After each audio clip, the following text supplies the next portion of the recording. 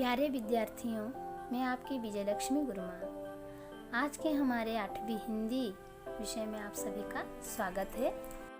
सीखना और सिखाना जीवन की सबसे सुंदर अनुभूति है बच्चों। मनुष्य तो पहले जंगलों में घुमा करता था, कुछ भी नहीं जानता था, लेकिन उसने इसी प्रकृति से बहुत कुछ सीखा है।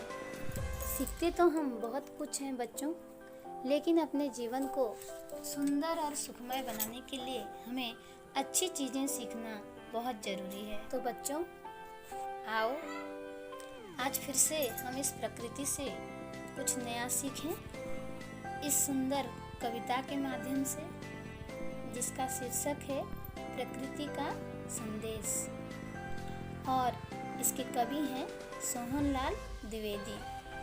तो पहले कवि परिचय जान लेते हैं बच्चों। राष्ट्रकवि सोहनलाल द्विवेदी हिंदी के प्रसिद्ध कवि थे। ऊर्जा और चेतना से भरपूर रचनाओं के इस रचयिता को राष्ट्रकवि की उपाधि से अलंकृत किया गया।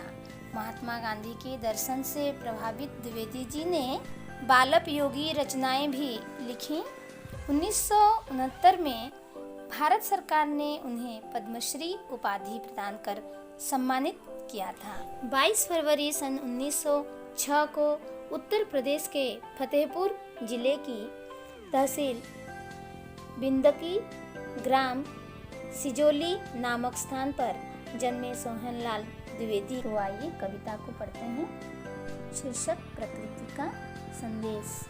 पर्वत कहता शीश उठाकर तुम भी ऊंचे बन जाओ, सागर कहता है लहराकर मन में गहराई लाओ। बच्चों, यहाँ पर हमारे कवि सोहनलाल द्विवेदी जी प्रकृति के अनेक रूपों के बारे में हमें बता रहे हैं। मानव जब घर से बाहर निकलता है, वह प्रकृति के अनेक रूपों को देखता है। प्रकृति मानव की चिर सहचरी है। ऊंचे ऊंचे पर्वत मनुष्य के भावों को जगाते हैं। नीले गहरे पानी, समुद्र की पानी मानव के भावों को जगाते हैं। उन भावों में नई उत्साह होती है, कुछ नया करने का एक जज्बा होता है। तो बच्चों, इसमें कुछ शब्दार्थ देख लेते हैं। शीश मतलब सिर, मस्तक, लहर मतलब तरंग, गहराई मतलब गहरापन। पृथ्वी कहती धैर्य न छोड़ो, कितना ही हो सिर पर भार। नभ कहता है फैलो इतना, ढक लो तुम सारा संसार। बच्चों, यहाँ के कुछ शब्दार्थों को देख लेते हैं। धैर्य मतलब धीरज, भार मतलब बोझ,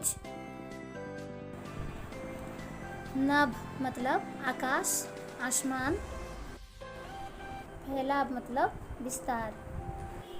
यहाँ पर कवि हमें पृथ्वी के माध्यम से प्रेरणा दे रहे हैं कि जिस प्रकार पृथ्वी अपने ऊपर इतने सारे बोझ लादे हुए धैर्य के साथ खड़ी है, हमें भी उसी प्रकार धैर्यवान बनना चाहिए।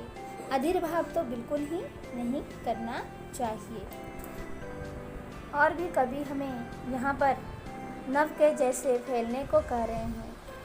नभ मतलब आसमान। आसमान जिस प्रकार चारों तरफ फैल करके सबको एक प्रकार की समानता दे रही है, ठीक उसी प्रकार हम भी चारों तरफ फैलें, मतलब हमारा विस्तार बढ़ाते रहें और सबके साथ मिलजुल करके रहें, अपने भविष्य को उज्जवल बनाएं। तीसरा पद है, समझ रहे हो क्या कहती है, उठ उठ गिर गिर तरल तरंग। भर लो अपने दिल में मीठी मीठी मृदुल उमंग। तो बच्चों, यहाँ के कुछ शब्दार्थों को देख लेते हैं। मृदुल मतलब कोमल, उमंग मतलब आनंद, उल्लास, खुशी। जिस प्रकार से समुंदर की लहरें, तरंगें ऊपर उठती हैं और नीचे गिरती हैं, मानो खुशी के मारे वो झूम रही हैं। नाच रही हों, गा रही हों, उनको देखते ही हमें भी बड़ा आनंद महसूस होता है। तो हमें भी जीवन में चाहे कितनी भी कठिनाइयाँ क्यों ना हो, लेकिन हमेशा अपने मन में इस तरंगों की भांति खुशियों को अपने दिल में जगह देनी होगी और हमें खुश रहना होगा। इस कविता के जरिए कवि हमें अपने जीवन में आगे बढ़ने की उत्साह दिलाते हैं प्राकृतिक चीज़ों के माध्यम से, कि किस प्रकार इस प्रकृति को देखकर हम सभी कितने खुश हो जाते हैं और हमारे मन के भावों को परिवर्तन करते हैं।